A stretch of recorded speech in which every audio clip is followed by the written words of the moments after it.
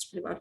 Okay, I know we have a couple more people who are planning on joining us tonight, but I'm going to go ahead and get started in the interest of time. Thank you all so much for being here. My name is Kira Vaughn. I am the Substance Use Prevention Coordinator for the City of Somerville Health and Human Services team. Thank you again for being here. We have a couple of really great speakers who I'm actually going to be introducing right now. I don't know if they also want to unmute themselves while I introduce them by name. If they just want to say a word or two, say hi. If you don't want to, no problem.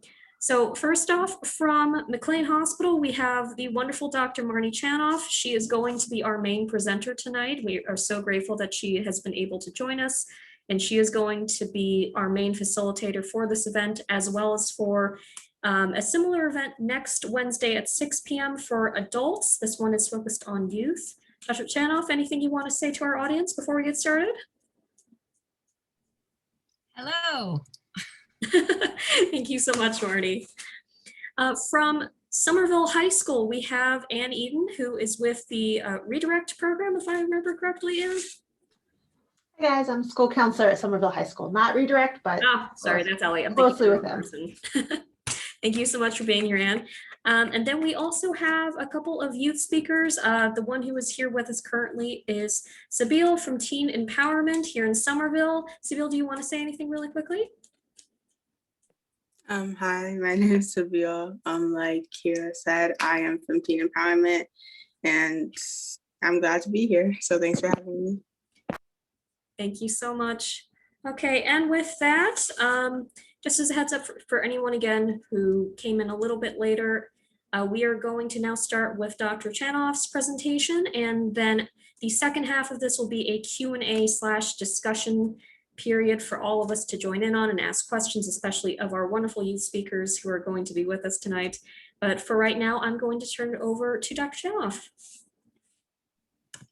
Thank you, Kira, and hello, everyone. Good afternoon. So nice to be here with you all. This is a very exciting afternoon. We've been planning this for a long time. So I'm gonna share my screen. Kira, are we all set with that? Yeah?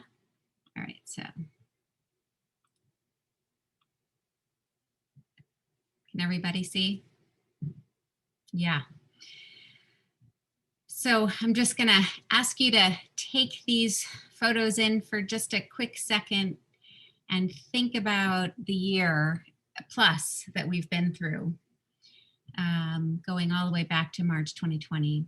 And think about what you've seen in the outside world, what you've seen in your own inside world, your own experience of being removed from your regular school life and routine, and maybe family and friends and aspects of community, and your life gets taken over by masks and Purell and all the ways in which we have to focus on keeping each other safe rather than actually doing the things that really bring us joy and fulfillment and meaning and connection. So it's been a really, really hard time.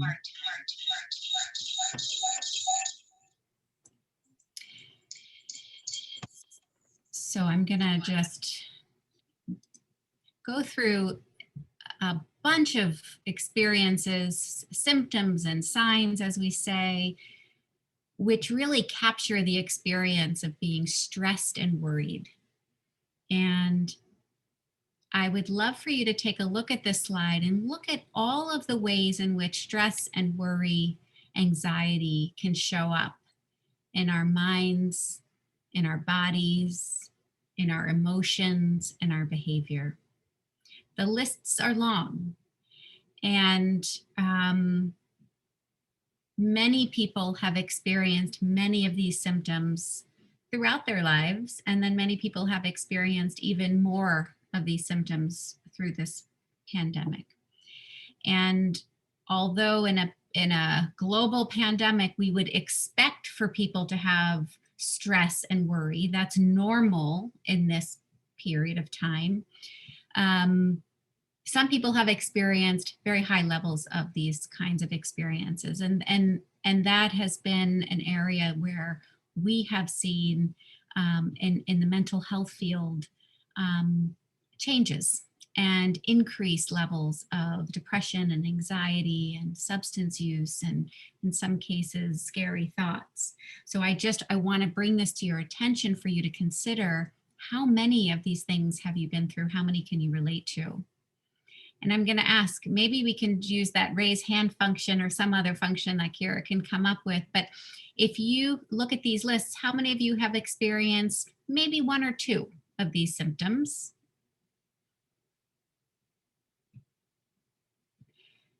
And how many have you experienced maybe many of these symptoms? And how many have you experienced maybe most or all of these symptoms?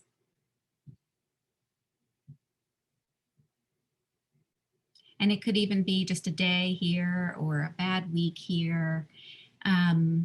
So it looks like most of you have experienced at least some of these. And that's what we would expect. So we are not here to tell you why you're anxious and give you all the data and go through all of that, but we are going to focus on maybe some things you can try and some things you can do as you move forward. And you can expect that you're going to have all kinds of interesting things happening over the next few months. Maybe there are ways that you're going to be super excited to go back into the world. Maybe you've already experienced some of that. And then it's also going to be hard and stressful in other ways. And people are really talking about that, the transition back into a world, or transition into kind of what they're calling the new normal, can also be hard.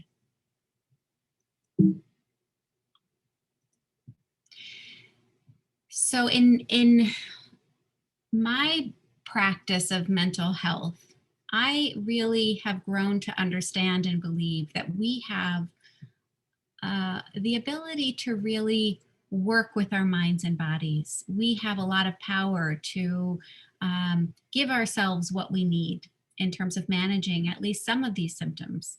That if we can learn how to listen to our body and trust our guts and really respect what the mind and body are telling us, and use that as a way for us to make good decisions, that we can actually get some control over these experiences.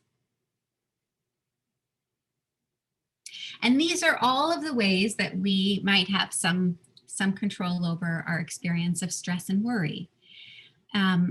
And as a doctor, I have to be really thoughtful about how to introduce these things. And I'm really careful to only recommend things that actually we know work through science. We have science, we have studies looking at the use of these mind-body strategies, and we know that they work.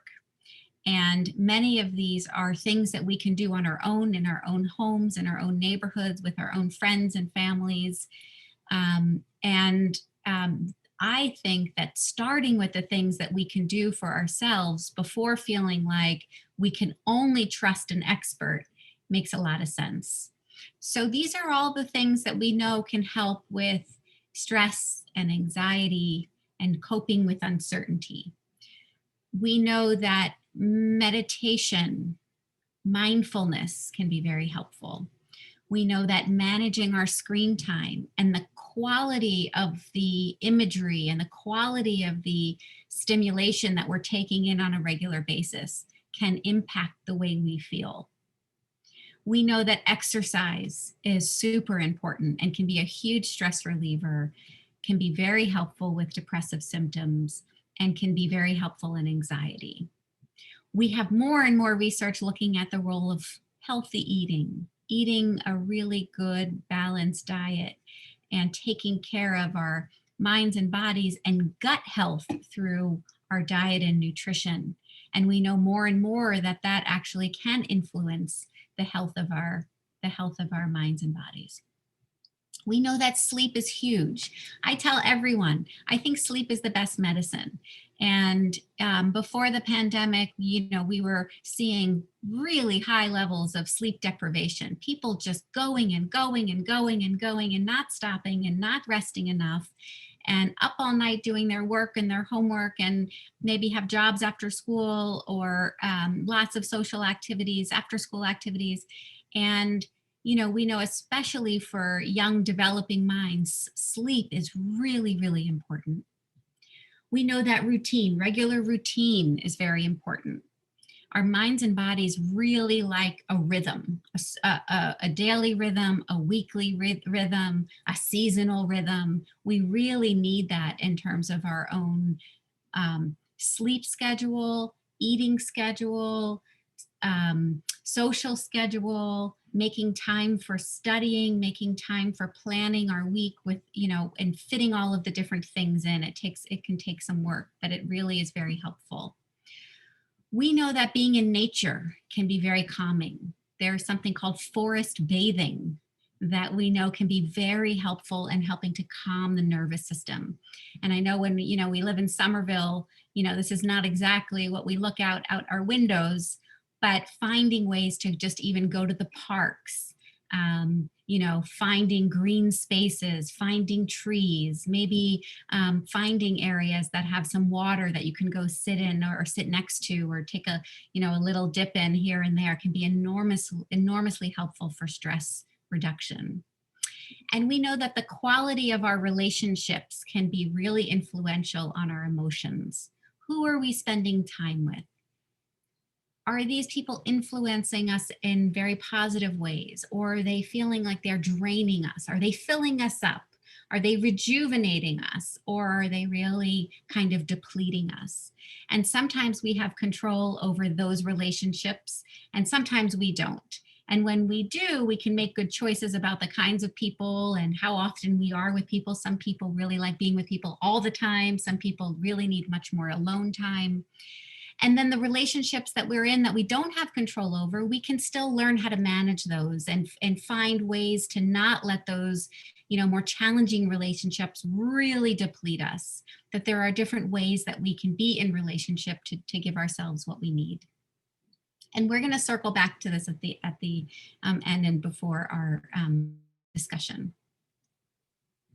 But I'm just going to take a moment to talk about food, because food, I think, is one of those ways that, we are taking in food every day. And way before modern medicine, the traditional doctors would say, you are what you eat. And now modern medicine is actually backing that up. We have now, modern science saying it is true. We are what we eat.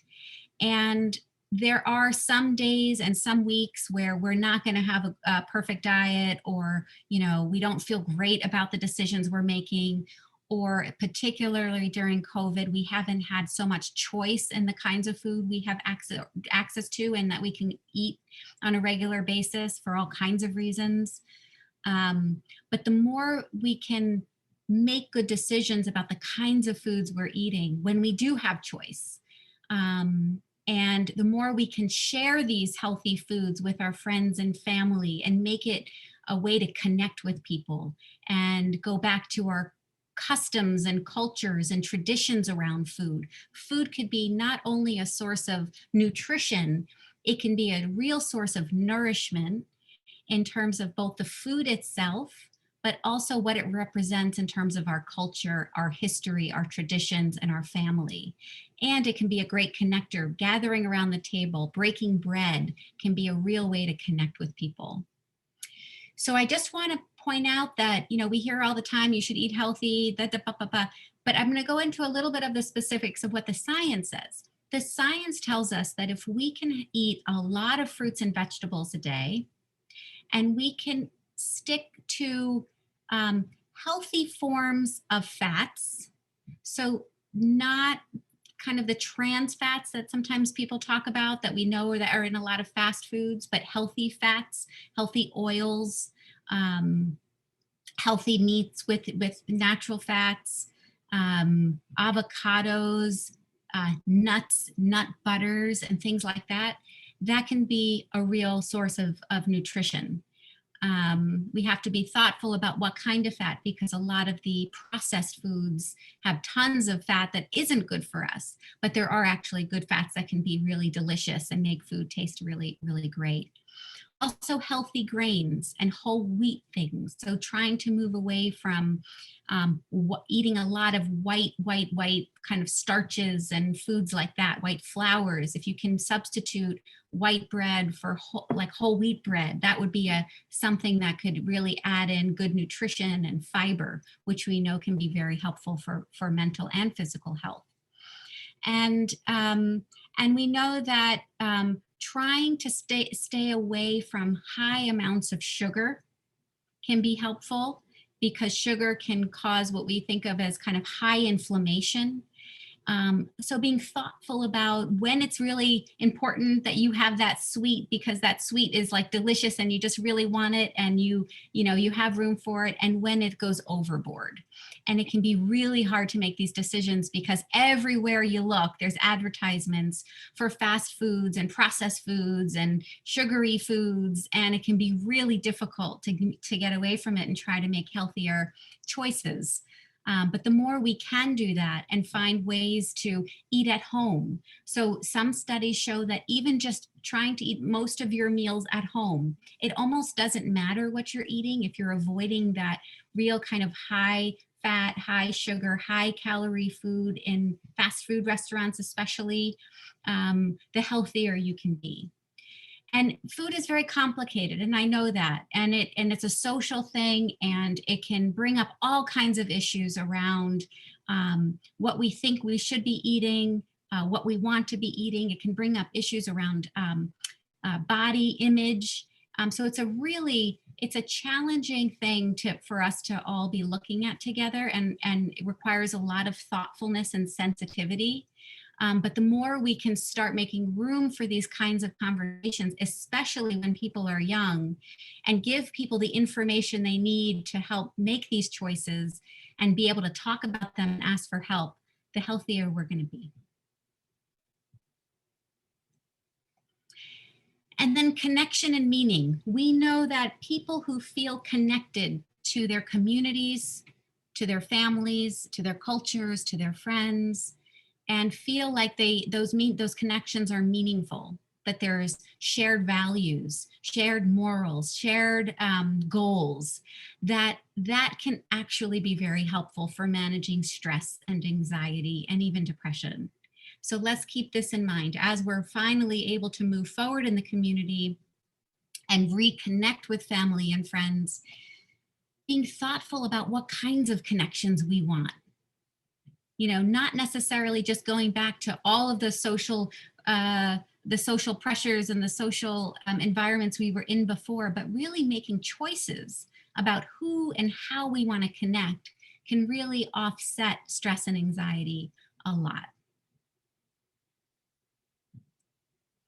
So I thought we could do a brief mindfulness exercise or meditation, and I can guide you through that just to give you a taste and a sense of what that's like. I'm going to set my alarm for 5 minutes, and I'm going to guide us through it. Okay? Everyone ready? Yeah, cool.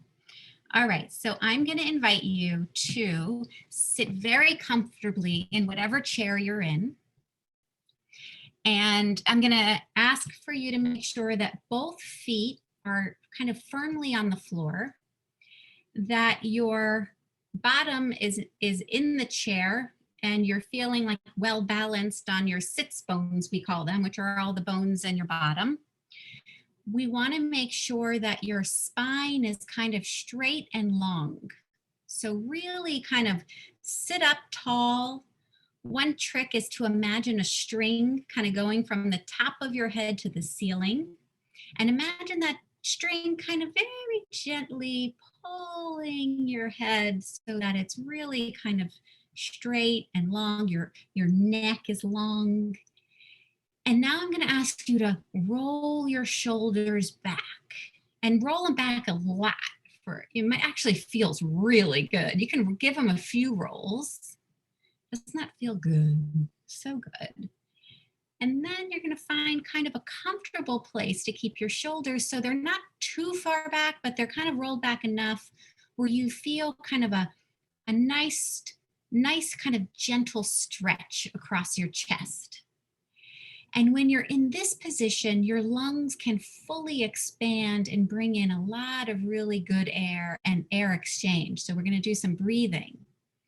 But before we do that, the next thing I like to do is make sure that your belly is soft.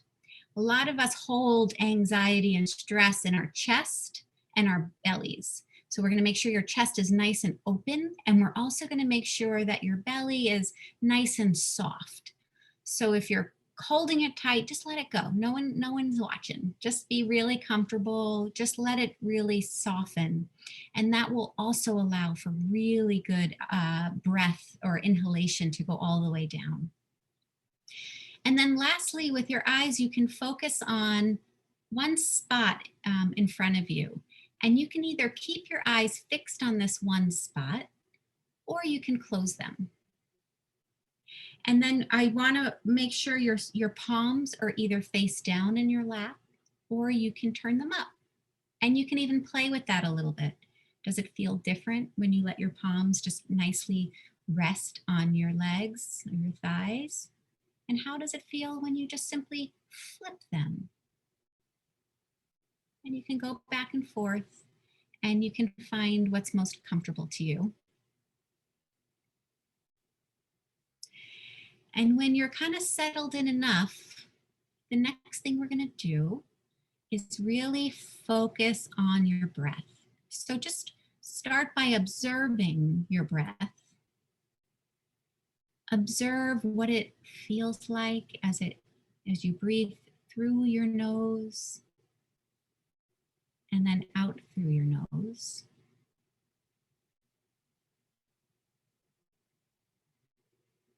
And just observe.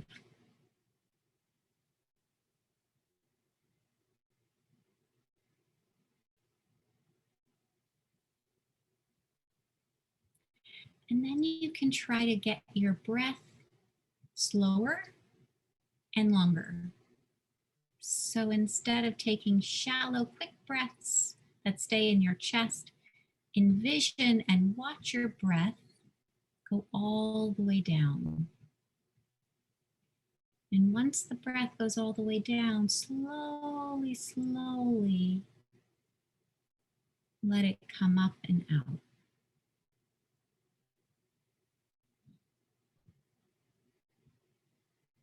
And notice when the breath goes all the way down, the belly expands.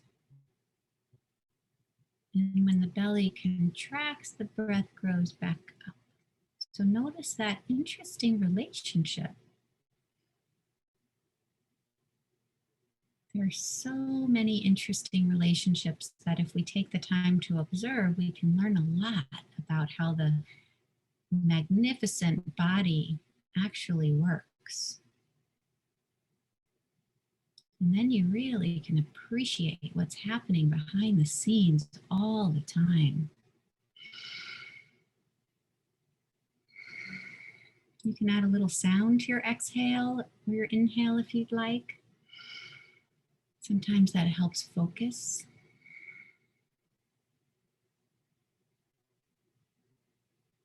You can listen to the sounds in the room.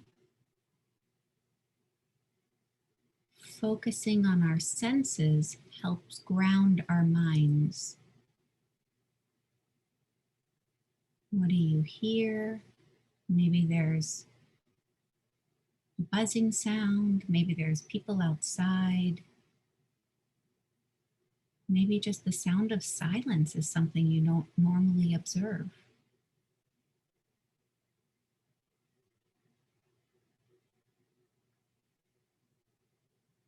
What do you smell? Are there any aromas in the room?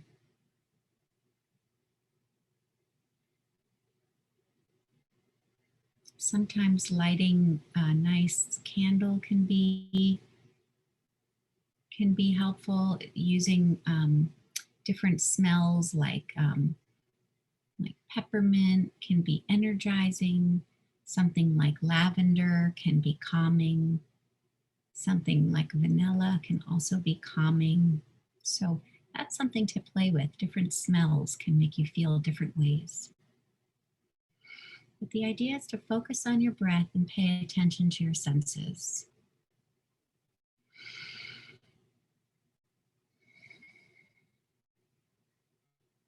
And if you notice your mind wandering, just know that's totally okay. And don't judge it or criticize it or feel like you're doing anything wrong. Just simply notice and then bring that back to your breath.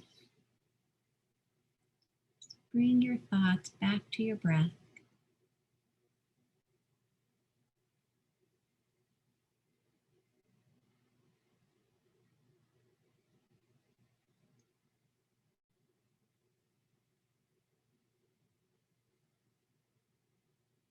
And when you're ready, we're going to start doing a couple of closing breaths. So you can start bringing your attention back to kind of deep, long breaths.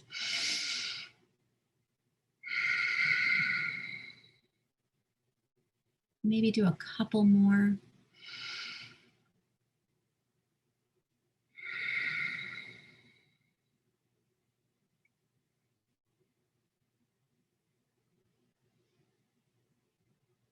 And then you can slowly open your eyes.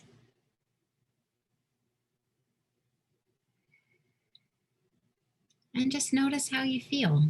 Do you feel any different now than when we started? Do you notice anything maybe a little sleepy? Maybe relaxed? Yeah? Does anyone want to give a thumbs up?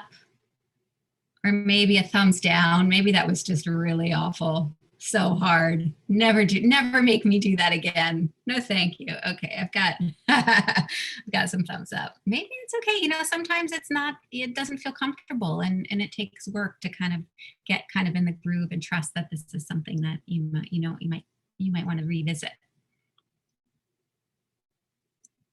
So what did we just do?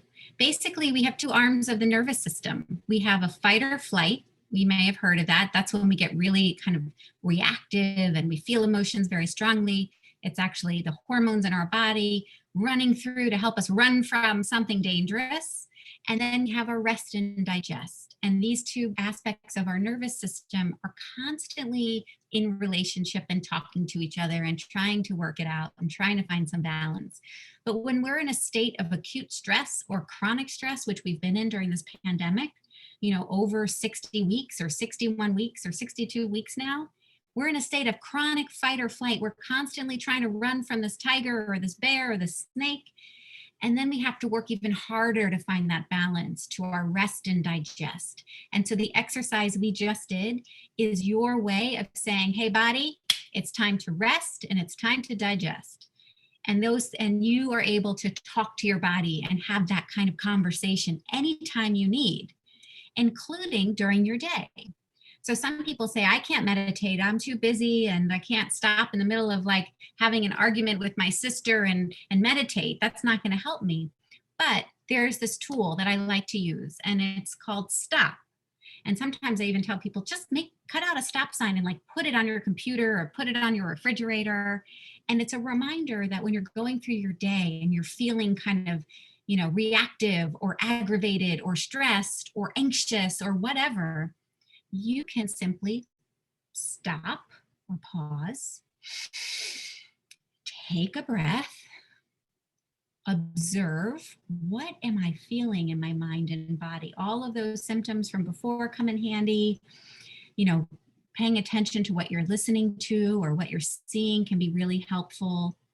And then once you feel more in control of your emotions and you feel like you've been able to kind of ground yourself, then you can think more rationally and decide what your next step should be. So remember that you just stop. And this is like a mini form of what we just did. You can do it all day long and no one even has to know if you don't want them to know. And this is just something I'm going to introduce. We don't have all that much time to go into detail, but I'm going to just tell you that over the last over a year, we have gone through a lot. And I think of this next phase as a chance to really acknowledge what you're feeling as we're thinking about moving forward from, pandemic, thinking about what's next in our lives. We can reflect on what we've been through. We can reflect on what we have lost, the grief, the trauma, the fear, what we have learned maybe about ourselves, about our community, about what's most important to us. And we can use that to figure out what's going to be most meaningful to us as we move forward. It's a time to really be thoughtful about the choices we're making. And the way to do this is just to go slow, because sometimes people are getting, they feel like they have to all of a sudden get back into like this mode of being. But actually, we should take it slow and take one step at a time. And when you take a step, whether it's going, back into a social circle or reconnecting with someone that you haven't been in touch with, see how that feels. Try it on. It might feel good. It might not feel good. You might feel so relieved, or you might feel stressed, or you might feel a combination. And just let those experiences just guide you.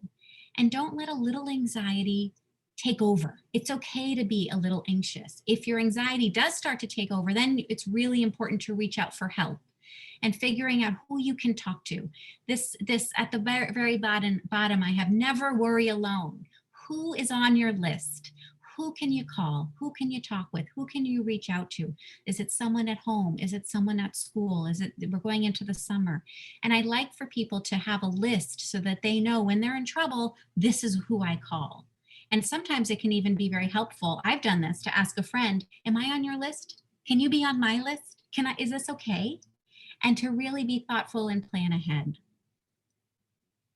And so some takeaways from what I've learned and how I'm thinking about this next step is to think of this as an opportunity to hit the reset button on our lives and be really thoughtful about what we want. Anxiety and stress can be helpful and informative, not only scary and awful and it means we're in big trouble. Of course, it depends on how much we're experiencing. That we have to trust our own intuition and our gut feeling on what feels good and what doesn't. And of course the science, and follow good guidelines like the CDC recommendations rather than random things we see on TikTok. That we don't have to go back on autopilot, and we can be intentional. We can make intentional choices and create the life we want as much as it's in our control. Of course, life has so many things that we don't have control over, but there's often the things that we do have control over, and we can be very intentional. And so now I'm going to go back to this slide as a launching point for us to have a discussion. And so as we move into our discussion, I just want to keep this up there for you to remember all of the things that you might consider bringing into your life in this next phase, and maybe it'll be part of our discussion. So thank you for listening, and I am now going to turn this over to Sabine, I think. Yes? All right. Thank you so much, Dr. Marty. That was a great presentation. So hi, I'm Sabine. I'm from the Center for Teen Empowerment in Somerville, and I'm going to be leading a warm-up and interactive for y'all today. This is something I do a lot at TE. A warm-up is just a question just to get everyone to know who you are and just answer the questions. So I do ask that you say your name and your pronouns, and then you answer the question just so we know everyone. And then just as a heads up, during the warm-up question, I will be private messaging everyone for the interactive. So just so you know about that. Okay, so the warm-up question for today is, what would you do if you were a bee? Like black and yellow with like little wings, the ones that pollinate everything. And we can have a list in the chat, just put your name in the chat and you could feel free to go.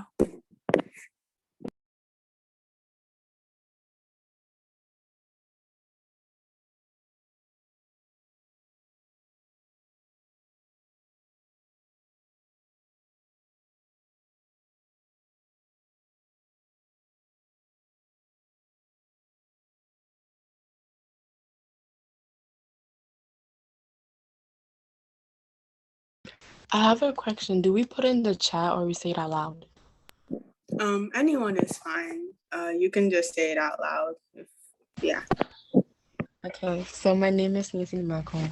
My pronouns are she, her, and if I was a bee, I would probably live in the White. I'll probably live in the White House or travel around the world.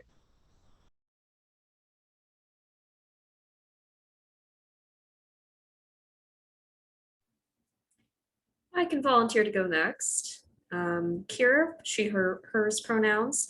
If I was a bee, I would probably be hiding in my hive right now because it is really, really hot. And I would be wanting very much to stay cool.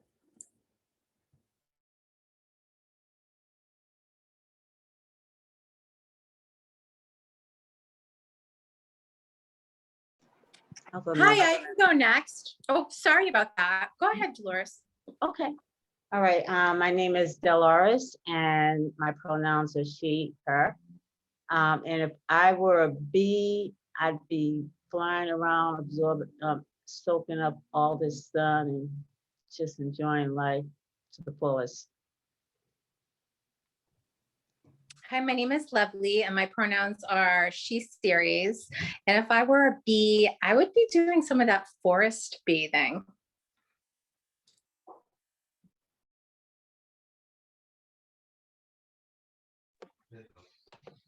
I could go next if you guys want. I could Go ahead, ask. Alicia. All right. So my name is Eliseo, and if I was a bee, I'd probably like fly around and like discover stuff, just because I'm like free and have no boundaries. So I just like keep wandering. Thank you, Alicia. And then also got something new from Ruthie. Go. Oh, she, her pronouns. And if I was a bee, I would be different and not bite anyone. LOL. You'd be a nice bee, Ruthie, I'm sure. Thank you. Go. Ann Eden, she, her, hers pronouns. I think if I were a bee, I would find a beautiful like garden somewhere by the sea and hopefully get a nice breeze and just have all the flowers at my disposal.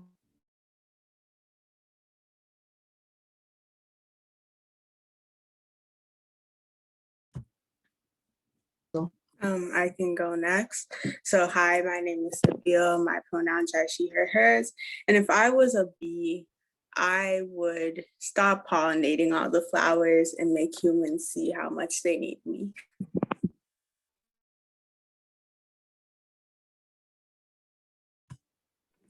Did I? Oh, okay. Yeah, go ahead. And then from Dr. Chanoff, she, her series, and I would fly over the park near my house and smell the flowers. Very good.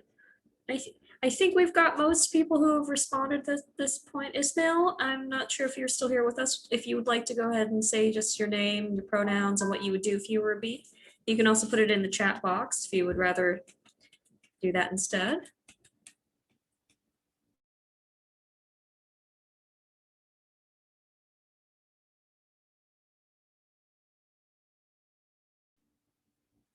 Okay, Sabine, oh wait, he, him series and probably make honey. Always good to have more honey. So I think everyone went. And so thank you guys for answering that question. So the reason why I asked it is that like talking about like mental health is kind of just interesting to me, at least, to see like we all have the same question, but the way we process it and the way that we think about it is so different, even though it's the same. And like both, even the interactive is going to get into this, but like it just kind of shows that not everyone's mental health is so clear cut and so like just linear. So I just wanted to shed light to that. So now for the interactive. So you guys should have received like a role or like I sent you all something like just a word. And so the interactive we're going to be playing is called End of the World. So hold on, let me get the notebook so I don't mess this up.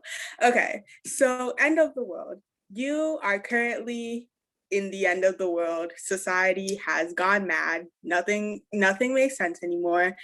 And you all somehow, some way have come together in this place, and you need to find your way to a secret security bunker that the government has set up for you. So the way you have to do this, y'all have to communicate. So I would really appreciate if there were some mics off, maybe some cameras, but I'm not gonna ask you too much. You all have to communicate and find your way to the bunker. But the catch is you don't get to say who you are or what your role is. So you all have to be like, oh, I'm so important, or I really can help you. And the group, based on what you're saying, has to kick you out or like decide to leave you in. So yeah, end of the world. So here's the first scenario. Like I said, you all came together in this group and you have a note and it says to go through 315, I don't know why I read 300, 15 miles north to get water. And so you miraculously find a car, but it only seats 9 people. And there are actually 8 people because there are 9 of you here. So who are you guys gonna kick?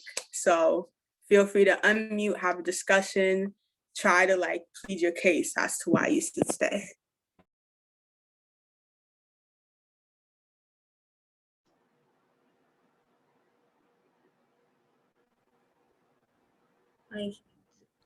Dolores, would you like to start? Okay. So if we're in, okay, only 8 of us are gonna fit in this car. And right now I delegate myself to be the driver. And yeah, and there's only 8 seat belts. So this car has 8 seat belts, and I also know how to change tires. So I'm just, putting that out there. So as we go along. Okay. And I see Anne, you've unmuted yourself. I just wanted to say that I make the best snacks, and everyone knows wherever you're going, you're gonna need food. And I have a chef's knife with me, and I'm ready to make y'all treats if you bring me along. Okay, we've got driver, we've got food. Well, at some point, even though those snacks are going to be amazing and I'm all for bringing them, at some point we're going to run out and we're going to have to figure out then where to get our food. And I've got lots of really good ideas. I know how to get us some really good food long term, which I think it sounds like we might need. Okay. Alicia? I could go next. Say if there's an injury and you need someone, because we're in a wasteland apocalypse, so anything can happen. So I need to see as well, because say someone is injured, breaks a bone, I'm there to help and can support people. Okay. Good case for yourself. Very nice. Anyone else want to go next? Nancy? You will really need me because I have a feeling that we are going to fight over the food, and that is not a good idea. So I'll be here to help. Okay. Okay. Anyone else want to chime in? Otherwise, I know I can go.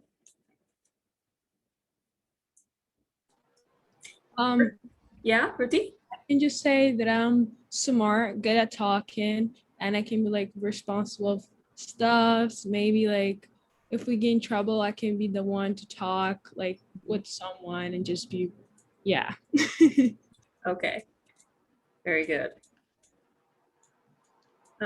Ismail, lovely. Either of you want to chime in?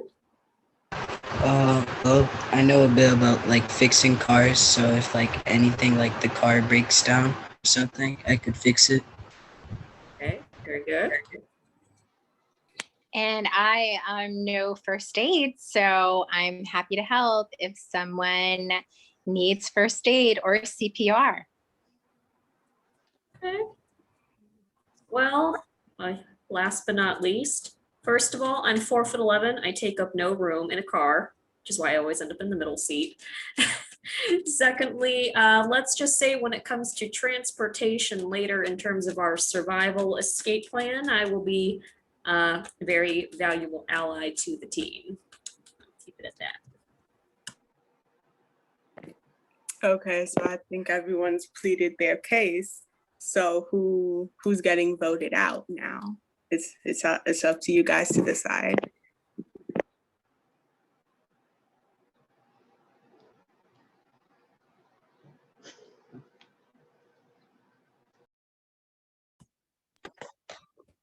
So how do we do this? Do we like raise hands? Or like how do we kick people out? Hey, do what you gotta do. You can even say it and I'll like put check marks next to whoever has the Oh. most get kicked out. Like really, it's up to you guys. Any I feel process- like we could just like send it privately to you. That way you could tally up the votes and that way it's confidential. Oh, okay, yeah, Good idea. less cost. No mob mentality. No mob. All right, I guess since that's the case, everyone send a message to Sabine about who you think should be voted off of the survival caravan.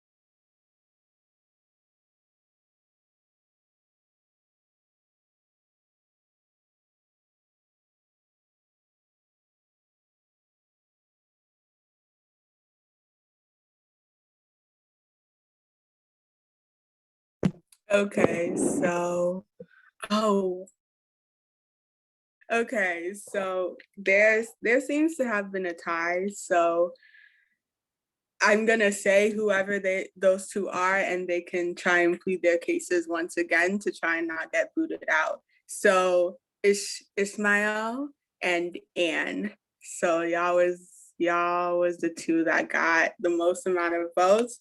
So if you want to talk one last time to try and keep your spot, feel free.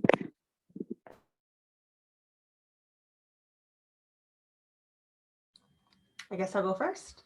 I'm going to say that although Dr. Chernoff said some great things about trying to bargain for food or convince people that you can get food later, like I have the food, I can make food out of all sorts of creative things. I've studied this, and you guys are going to need the food more than you need people who can talk you into getting some more food. Well, I feel like if like snacks, yeah, everyone likes snacks, but not everyone needs snacks. Snacks and food are different, and if there's a lady that can make food, and we don't need snacks, so that's why I think. And I feel like if a car broke down, then we're screwed. So yeah. Okay, so same process, not email, private chat, whoever you want to get voted off, and I'll tally up the votes. I might have a 2 and a 4-year-old at home, so my brain is a little bit different than teenagers.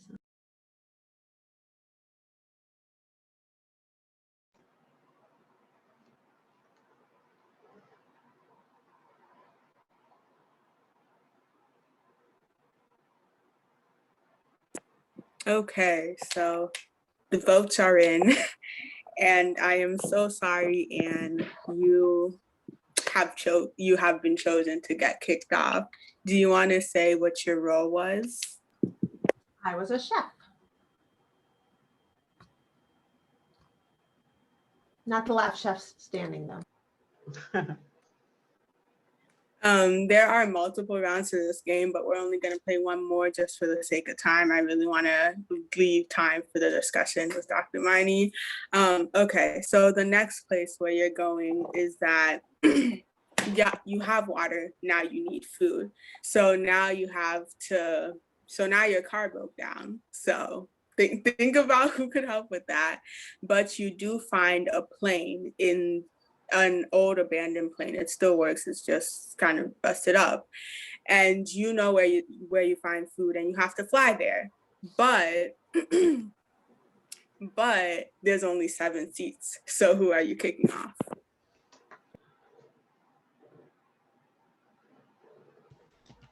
Definitely not me, because I would definitely keep this group in good shape, especially when there's a conflict between someone. And I'll make sure that um it doesn't slow us down.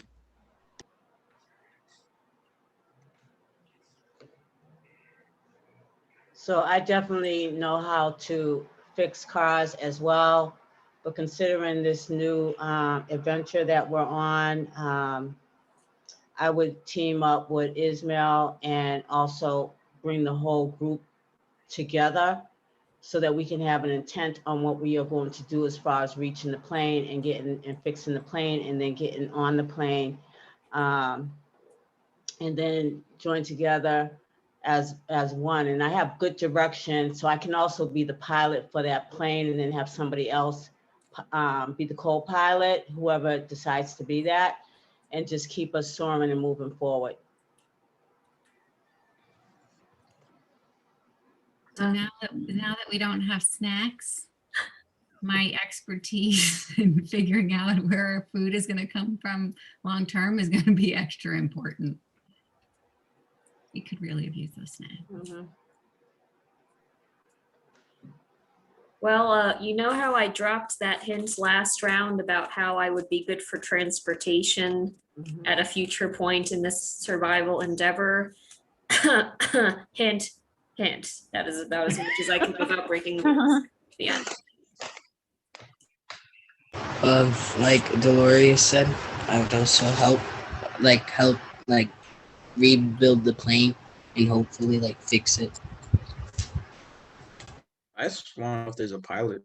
I don't know if there's a pilot role. I just want to know if there's a pilot role. I'm the pilot. I'm looking for a co-pilot.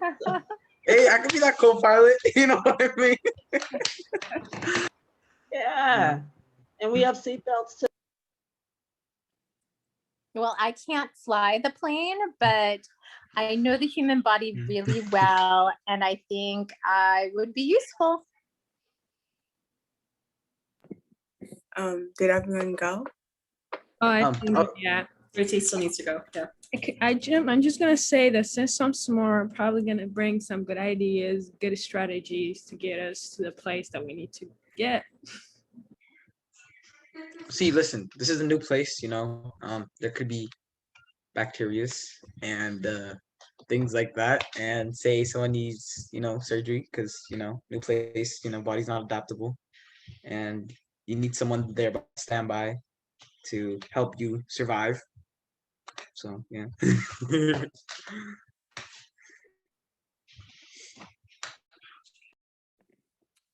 So I think that was everyone. So one last time, I'm gonna ask you to private chat me who you want to kick out. All right, we already have some votes.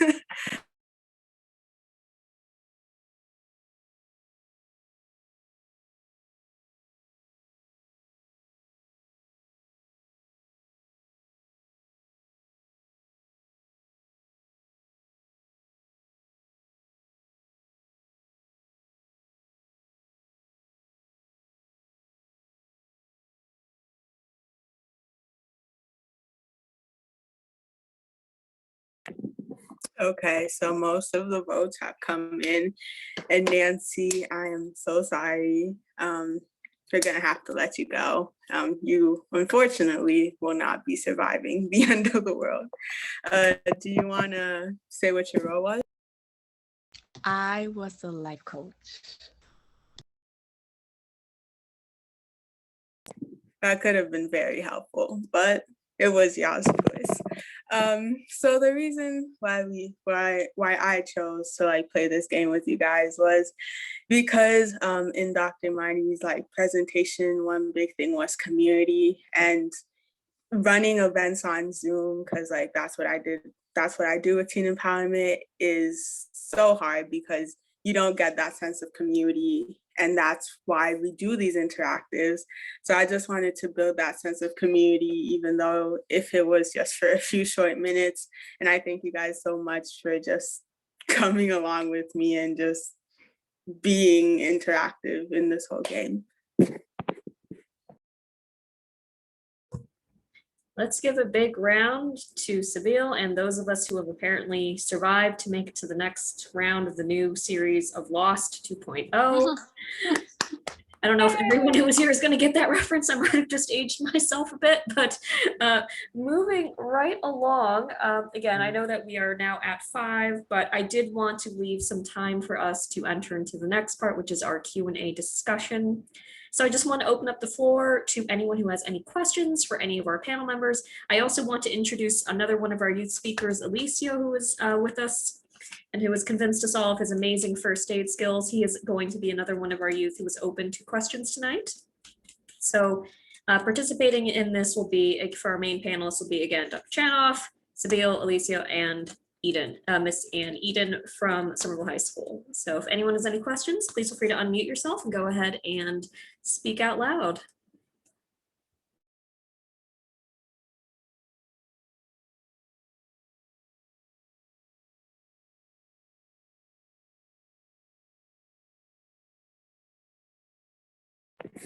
I don't know if the panelists got to ask questions, but I did have a question for Dr. Marnie. So like, you are a doctor, and from that presentation, a pretty good one, in my opinion. So how would you say that learning about mental health, how would you go about teaching that to someone who necessarily wasn't brought up with that idea or doesn't know much about it?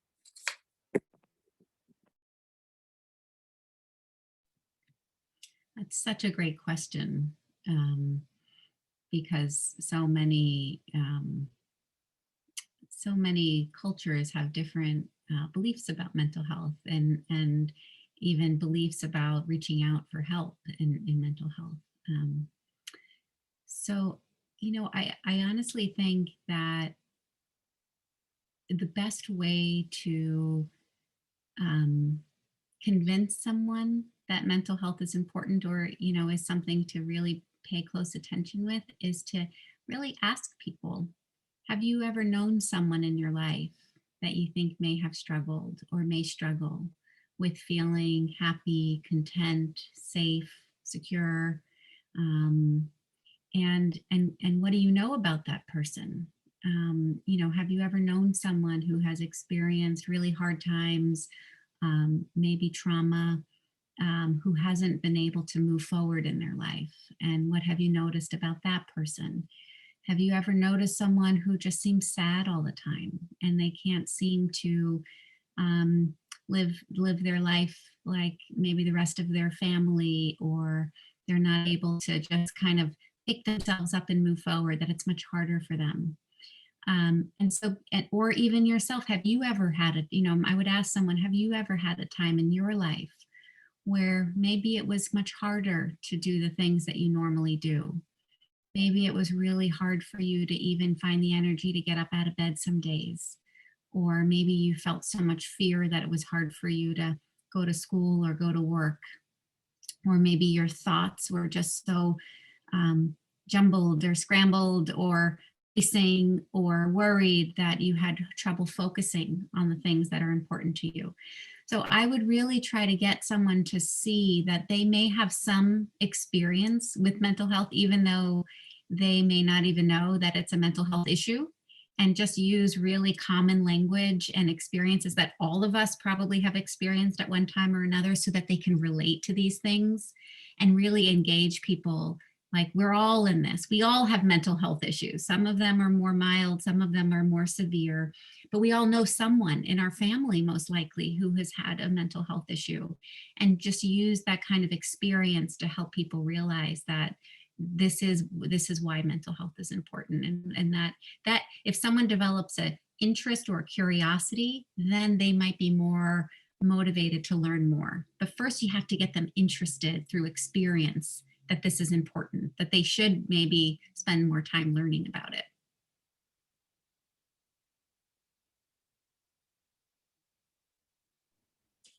I think I'll follow in your footsteps, Seville, and ask actually a question to both you and Alicia. And actually, I know we have a couple of other youth members in our audience tonight.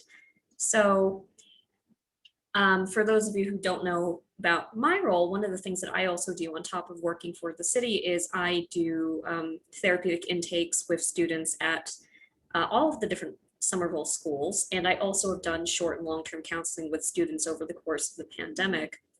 I have heard a lot of the students who I've been working with talk so much about how much stress and pressure they've been under in terms of trying to still be students in the midst of all of this going on, while also having to really deal with the fact that there's a pandemic going on, and a lot of my students have been complaining to me about not just stress, but feeling distracted and feeling isolated and really just feeling that academic pressure to still succeed in these really, really hard times.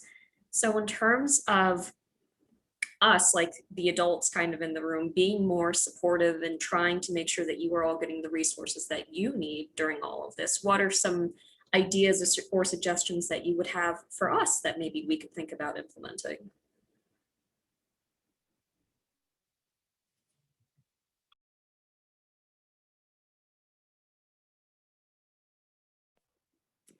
I can go first. I guess one thing I would say is just like try to understand like how mentally draining just school online can be. Because I had a friend, they were talking to me about their parents. They overheard them talking on the phone, and they're just like, oh, it's only 2-3 classes a day, and like that's not as much as in a school day. It's so easy for them. I wish it was just in normal school.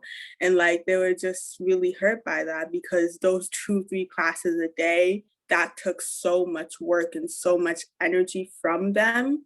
And it was just like, shoot, like I understand it's not what's normal, but it's still like so much, it's worse even.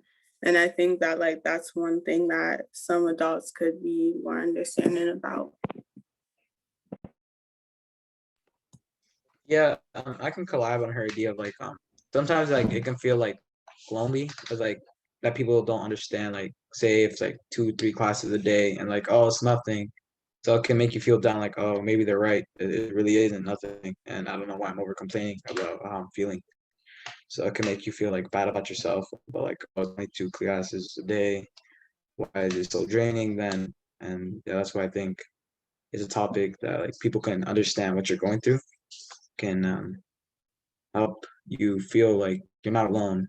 That like this mental issue is not something that going through online school is like something, and that people could have help and that you could understand what they're going through. Thank you so much, both of you. Do any of our other youth audience members even want to contribute anything to this? And totally fine if not.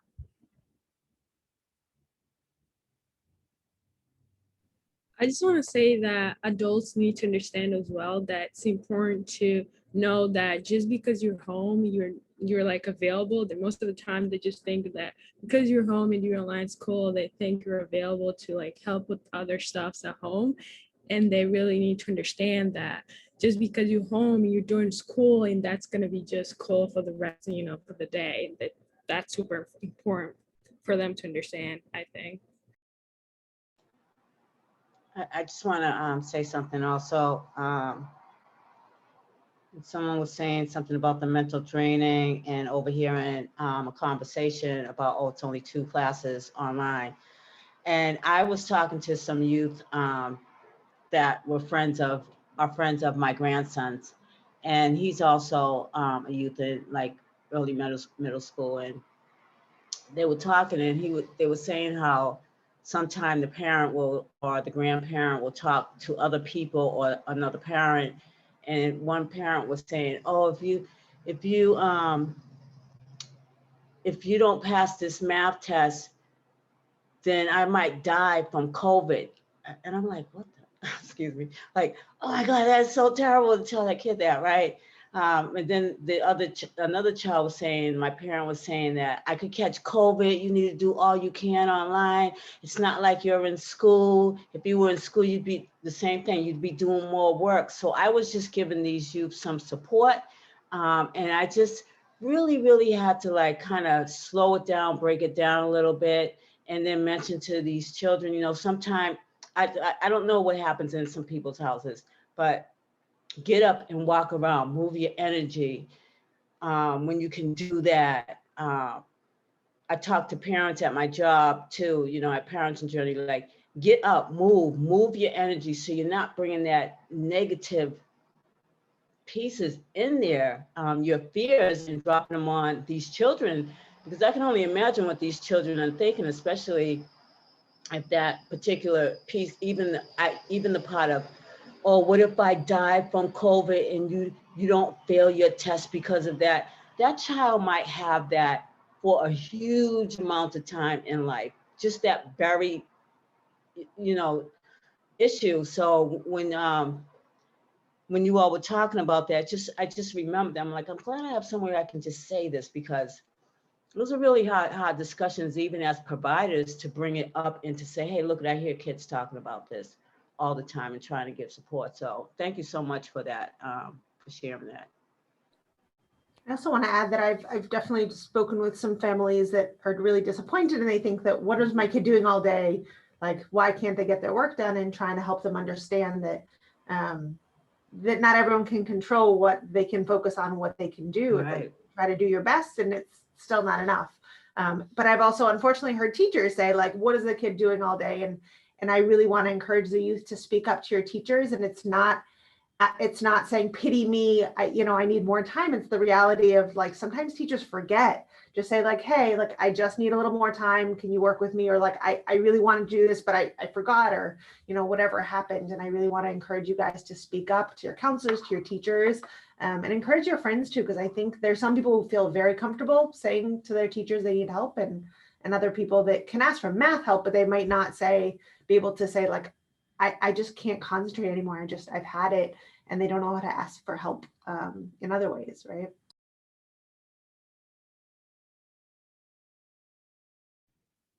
Really great points, and also just a huge reminder to all of us that regardless of who it is that we're speaking to and communicating with about all of the things that have happened to us in the past 15, 16 months, we really just need to remember to continue to be empathic and to continue to be respectful to one another, and to continue to just be open-minded and just understanding of all of the different ways in which people have been experiencing changes to their mental health over the course of all of this. So I know that we are approaching about 15 minutes past the hour, so I do want to open this up to maybe one more question if anyone has one.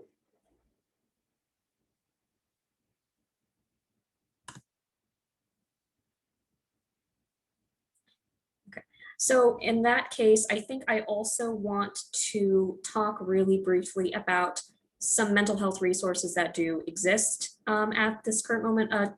Marnie, did you have anything that you were going to add with this? Because I definitely could, talk for several minutes about a couple of different ones that I know that come to the top of my head. I think you're in a great place in terms of the community place to really take this one. So I'm interested to hear. Perfect. Okay, so in terms of resources, there is just a huge range of things that we have available both here in Somerville and also in general kind of across the greater Boston area.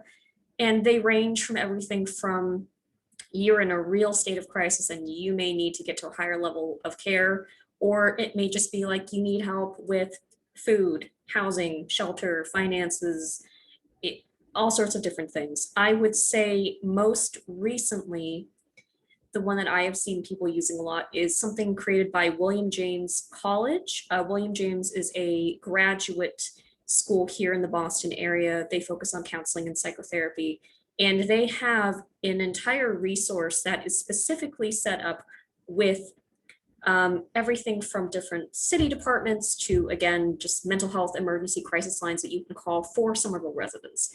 So That is, again, on William James College. They call it the Interface Referral Directory. So I definitely recommend that people check that out. Again, that is not just mental health resources. That is really a community array of resources that people might need right now. Obviously, if anyone is at a point, oh, and thank you so much for putting that out there, Anne. It's now, the link to the website is actually now in our chat box, if anyone would like to copy and save that link. Another thing that I always recommend people think about is always calling the BEST team, which is the Boston Emergency Services team. They are a wonderful mental health crisis resource. They can either see you over at Boston Medical Center in the ED department. You can walk in there, or you can actually call their 24/7 hotline, and they can make their way over to your, or wherever it is that you happen to be at that given time. So they are an excellent resource to call as well if you are in a true state of mental or emotional distress. I also realize that obviously, if those of you who are not super aware of this, there is a huge wait list for therapists right now. And I'm saying this as a therapist who still serves in my community. There are definitely a huge amount of crisis lines that you can contact, for especially, like, I think of the Trevor Project or Project Rain for our LGBTQIA youth. I'm also thinking about Samaritans for Suicide Crisis Hotline. Again, a lot of this information is currently listed in the William James Interface Directory, so I definitely recommend people check that out there. And also, if you are not in a state of crisis and you just need assistance with getting help, period, you can always contact us here at the city in the Health and Human Services Department. And we are more than happy to, connect people to care in the best way that we can. And also, and just to give a big shout out to all of the work that the guidance counselors and all of the schools have been doing over the past 15, 16 months. Also, please feel free to reach out to the people who you are currently seeing at your schools, and they can either contact me or any of my mental health coworkers here in the city, but we can definitely do our best to try and get you connected to someone. So I would say another thing to consider doing, just to put out a plug, the city, we've been doing a lot of things on social media, obviously just during the course of COVID. So if you followed like the City of Somerville account on Facebook or Instagram, or my team, Somerville Prevention Services on Instagram, we are constantly putting out new resources that are being told to us. And that's, again, everything from crisis hotlines to community level projects that are happening in and around our area. So follow us on social media too, and we would definitely be happy to just continue to put all of that information out there as soon as we are getting it from our partner agencies. And on that note, I'm also going to put my contact information in the chat box. So you can feel free to contact me at that email. I am always happy to respond to questions, or if you have any suggestions in terms of things that you would also like to see next from the city. But I am definitely very accessible Monday through Friday, so please feel free to reach out to me as well if there's anything that I can do, or if I can refer you to, again, one of my counterparts. And on that note, I just want to give a huge thank you and a big shout out to all of our panel speakers today. Dr. Chanoff and Eden, Alicio, Seville, you all have been so fantastic. Thank you so much for sharing your time with us and giving us all these wonderful suggestions and new bits of education around mental health. And thank you all also to the rest of you who have shown up tonight, who have participated, who have asked questions, who have been trying to learn more about what we can do in terms of our response to youth needs right now in this still very complicated time. And on that note, again, if you know of anyone who would like to watch this and they were not able to make it tonight, please feel free to let them know that this will be going up on YouTube shortly, maybe in the next day or so, on Somerville Prevention Services on YouTube. And with that being said, thank you all so much. Have a great night. Please stay cool out there. It is still going to be a scorcher for the rest of today. And hopefully we may see some of you next week. We will be having the adult session version of this at 6 p.m. next Wednesday. Please feel free to spread the word about that event too. I will be there, Dr. Chanoff will be there, and also my coworker Lucy from the city social work team will also be there as well. So in that case, good night. Thank you so much, and please stay safe and stay cool. Thank you. Bye, thank you. All right, have a good night, everybody. Thank you. Good night.